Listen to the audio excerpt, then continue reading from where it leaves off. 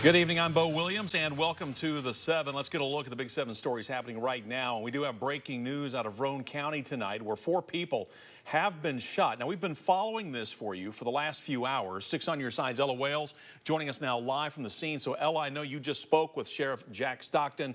What did you find out tonight? Sheriff Jack Stockton, what did you find out tonight? So that's right, Bo. There have been 4 people shot. He did identify the shooter as Brian Wilson. Right now, Roane State Highway in Harriman is still blocked off with police directing cars around the scene. There's also still a large police presence in front of Midtown Auto Body where the shooting happened. We were told there were multiple scenes, and he also said that 2 of the victims were female and 2 were male. We're not sure about the status of those victims right now, but those are the ones who were shot. Roane County Sheriff did speak to us, and he also said that the incident was tough on him and his team. They've been having a lot of staffing issues, and with the incident having multiple scenes, that did make things a little harder, but they did respond to the incident in a decent amount of time. But he, like I said, he did say that the incident was tough on his team, and they are still working through that. It's tragic anytime there's a shooting or victims of a shooting. You know, the Nashville shooting just happened a couple of days ago. It affects all officers on the scene and the dispatchers and all the emergency personnel. But it's really difficult to come to work sometimes knowing you're shorthanded.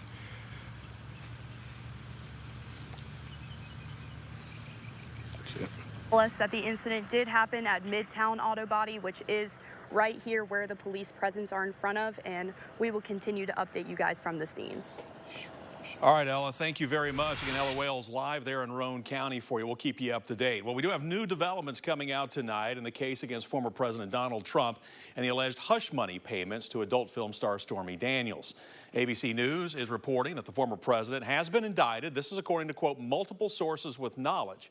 The Manhattan grand jury investigating hush money paid on Donald Trump's behalf to Daniels met today after postponing a meeting Wednesday. The proceeding conducted in secret.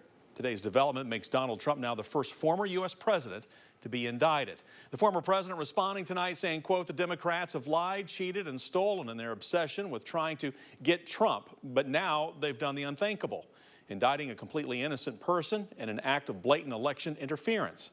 Trump continued saying that he believes that the witch hunt will backfire massively on President Biden, and the American people will realize exactly what the, quote, radical left Democrats are doing, end quote. Of course, we will keep you updated as we learn more. Next on the Big 7, day 4 of the trial for 2 suspects accused of killing 16-year-old Stanley Freeman Jr. DeAndre Davis and Rashawn Jordan are accused of shooting and killing Freeman while he was leaving Austin East Magnet High School in his car back on February 12, 2021. Davis was 16 at the time of the shooting, while Jordan was 14. The day began without the jury in the courtroom as Judge Sward went over some legal issues, and the defense brought some objections about video evidence, phone records, and firearms that have been presented. The defense asked the judge to have some of the video evidence muted. The prosecution also redacted some of the records at the request of the defense. The jury later entered the courtroom as the first witness, a member of KPD, was questioned. Next on our top 7 list for you tonight, we go to Nashville, where protesters went inside the state capitol today demanding gun reform and change. This after Monday's school shooting at the Covenant School in the Nashville area of Green Hills. Thousands gathered outside as well, demanding change. Protesters sang and held signs that said end gun violence and protect kids, not guns. Hundreds also making their way, as we mentioned, inside the building, shouting at lawmakers as legislation was in session. There have been 367 shootings since Columbine, since we said never again. 367. And for those who say that guns aren't the problem, I will just say that you can't have gun violence without guns. Organizers say they want sensible gun laws. Of course, this comes on the heels of the horrific Covenant School shooting where 6 people, including 3 children, were killed. Staying in the state capitol tonight with our next Big 7 story, First Lady Dr. Jill Biden was in attendance at last night's vigil for the shooting victims. People in Nashville gathering last night for that candlelight vigil to honor the 6 victims in the shooting. The First Lady did not make any remarks, but Nashville Mayor John Cooper thanked her for attending the ceremony and commended President Biden for lowering flags to half-staff to honor the victims. Next up on the Big 7 list, communities in Tennessee and Kentucky are in mourning tonight. This after 9 soldiers from Fort Campbell were killed in a training accident last night. Fort Campbell, just north of the Tennessee-Kentucky border near Clarksville. Here's what we know at this hour. According to Fort Campbell officials, 2 Black Hawk helicopters crashed during a training incident. This happened around 10 o'clock. Both were from the 101st Airborne Division. The crash happened in Trigg County. This is near the city of Cadiz, just across the Tennessee-Kentucky state line. All 9 soldiers, we understand, died at the scene. The crash happened near a residential area, but fortunately no one on the ground was injured. Kentucky Governor Andy Beshear called today a tough and tragic day for Kentucky, Fort Campbell, and the 101st. He made his way to the base this morning to support the troops and their families. Listen, here in Kentucky, and I know in Tennessee, we love Fort Campbell. We love all the people that live here and that work here. They're a part of our community, of who we are. Their loss today is our loss.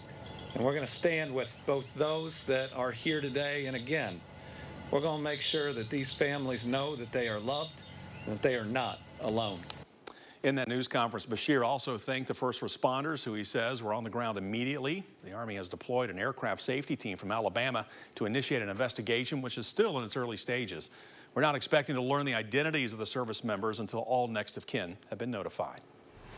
Our next Big 7 story takes us to several different fires in our area. One person has been found dead in a house fire in Lenoir City.